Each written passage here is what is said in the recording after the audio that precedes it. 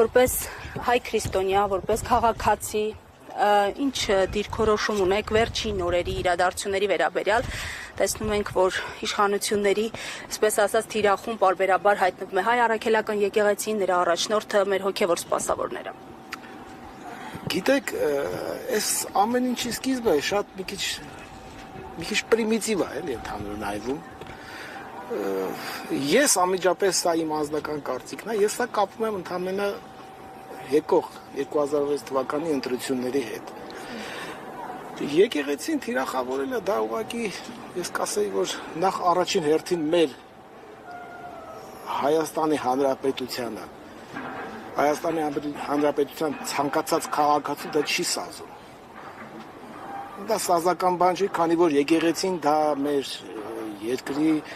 մեր 12,000-ամյա պատմության վերջապես շարունակությունն է եւ դեպի գալիք ապագա տանող կարևորագույն կառույցներից մեկն է։ Դուք ասում եք 2026-ի ընթരാճ է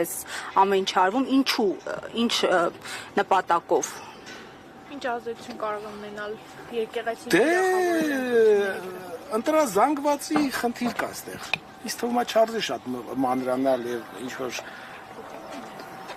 մանրակրկիտ ինչ որ բաների գնալ ավելի ինչ որ մանրուքների մեջ խորանալ, սա ընտրազանգվածի խնդիր է։ Ես ուղղակի շատ մանրապճեղ իրավիճակ է, էլի սա։ Չի կարելի նման քայլերի դիմել ու եկեղեցին հարվածի տակ դնել ինչ որ մեղադրանքներ, չգիտեմ ինչ եւ այլ, վերջապես դու պետք է հասկանաս, ամեն մարդ իր մեջ պետք է հասկանա, ցանկացած մարդ լինի, դա լինի, չգիտեմ, վարչապետ, սովորական քաղաքացի, թե նույնիսկ հոգևորական, դա մեր ինքնությունն է սա։ Եթե սա էլ դնենք հարվածի տակ եւ ինչ որ շրջանառության մեջ ինչ որ բաներ շահելու համար ակնկալիքով ինչ որ չգիտեմ ինչ նպատակների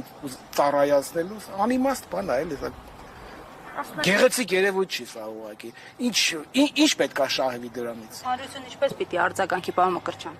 Հանրությունը ինչպես պետք է արձագանքի, բնականաբար բացասաբար։ Ես կարծում եմ, որ եթե հայ ես, պետք է բացասաբար այս ամեն ինչին արձագանք լինի։ Ցանկացած քաղաքացի պետք է բացասաբար արձագանքի, որովհետև ես նորից եմ կրկնում, չի կարելի եկեղեցին, սա միակ մնացած մեր պատմական հազարամյակներից եկող մեր պատմական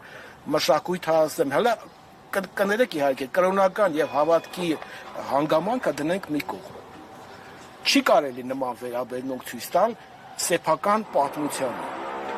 սեփական արմատներին, սեփական ինքնությանը չի կարելի նման վերաբերմունք ցույց տալ, եթե հայ ես։ Իսկ եթե հայ չես, միգուցե դա կիրառվում է նման դեպքերում։ Շնորհակալություն։